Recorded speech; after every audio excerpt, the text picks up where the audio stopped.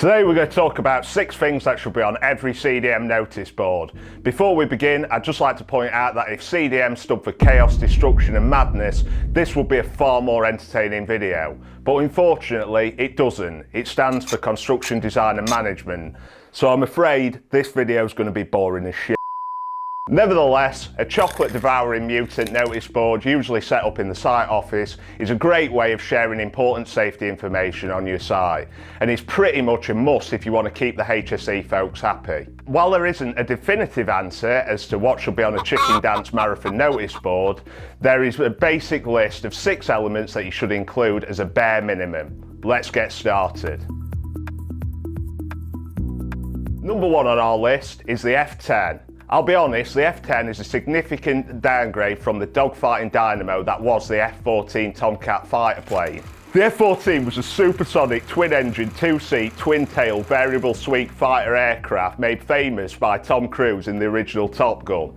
The F10, on the other hand, is just a notification of a CDM project to the HSE which defines the duty holders on the project, making it the least exciting F-something ever made. Still, an F10 is an absolute must for your CDM notice board. Without one, you're on the highway to the danger zone.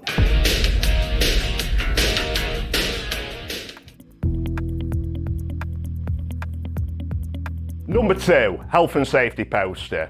On the 26th of April 1989, some geezer decided that all employees should be required to either display a HSE-approved law poster or to provide each worker with the equivalent leaflet. And lo and behold, the Health and Safety Information and Employees Regulations 1989 was born.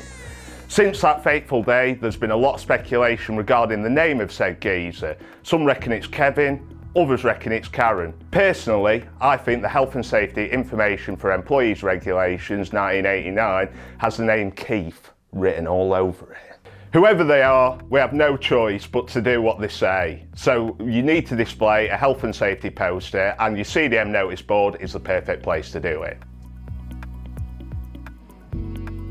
Next up is insurance documentation. At this point you might be expecting yet another contrived eye-rolling joke that attempts to make health and safety more fun, but not this time, because I never joke about insurance. After all, in a world where rogue anvils and pianos can fall from the sky at any moment, insurance is no laughing matter. And anyway, you already know what's what, and you don't need some potty-mouthed northerner to tell you need insurance. However, when it comes to CDM, simply having insurance isn't enough. You need to ensure that you have sufficient cover for the project, and everybody working on site needs to know it. And what better place to brag about your massive indemnity than by sticking it... And what better place to brag about your massive indemnity than by sticking your certificate on your CDM notice board. Our next essential item is the site map. I hate to say it, but as maps go, a site map is spectacularly boring. The thing a site map is really missing is an X marking the spot. What's the point in having a map if it doesn't lead to a chest full of gold and jewels? Not all treasure is silver and gold, mate. Well, according to the HSE, there are plenty of reasons to have a map for your CDM project, even if there's no treasure involved. I've spoken to them at length about this and we've agreed to disagree. To be fair, the HSE have put forward some pretty good arguments in favour of site maps. Having a site map on your notice board allows you to keep track of what the teams on site are doing and where, which allows you to plan the work and make sure their work activities don't overlap, causing additional hazards. Nobody wants to be working under the guy who's just dropped his hammer from a cherry picker. You're not making any sense at all. It also helps people familiarise themselves with the locations of important things like welfare facilities, first aid provisions, and all manner of fire-related paraphernalia such as emergency exits, alarms and extinguishers. So although site maps won't lead you to immense riches, it may just keep you out of Davy Jones's locker. Maybe safety was the real treasure all along. Number 5 is another crucial one, live permits. Permits are a great way of adding an additional level of control to high-risk activities, ensuring that additional checks have been completed to keep you and your team safe. Displaying these permits ensures that everyone knows what's happening on site, like when work is being done on electrical systems or hazardous areas. Think of them as permission slips to work without worry. Having your live permit pinned to your CDM notice board will also score you some serious brownie points when it comes to the HSE. Last but definitely not least, we have the names and contact details of key personnel. These are the people you need to be able to contact at a moment's notice, like your favourite takeaway or the Ghostbusters or Lionel Richie.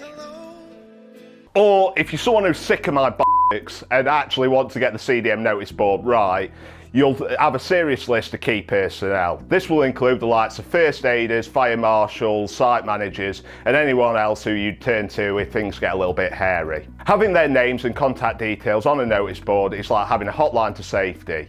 Again, this will go a long way in keeping you in the good books with the HSE. Those are the 6 things that should be on every CDM notice board as a bare minimum. You'll be pleased to know that this video is finally at an end.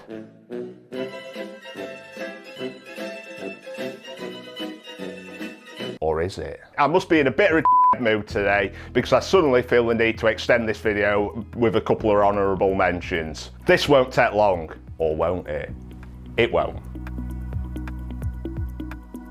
The first honourable mention is the hospital map. As we all know, accidents do happen and having a hospital map can literally be a lifesaver. But why, I hear you cry? I have Google Maps on my phone. Well, dear listener, not all hospitals have an A&E department, and in the heat of the moment you might find yourself accidentally heading to your nearest family planning clinic.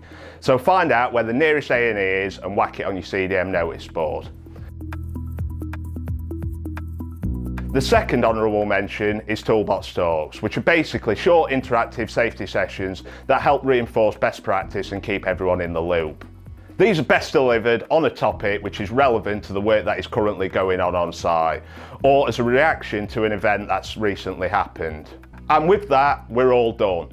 By keeping your CDM notice board up to date and making safety a priority, you'll be well on the way to a successful project. Thank you very much for watching. And be sure to like and subscribe if you enjoy watching me make a tit out of myself. And if you're still feeling a little perplexed about the CDM notice board or anything else in relation to CDM, please don't hesitate to contact iSafe. When we're not making silly videos, we are actually helping clients with our comprehensive CDM services. So give us a call and we'll be happy to help. See you next time.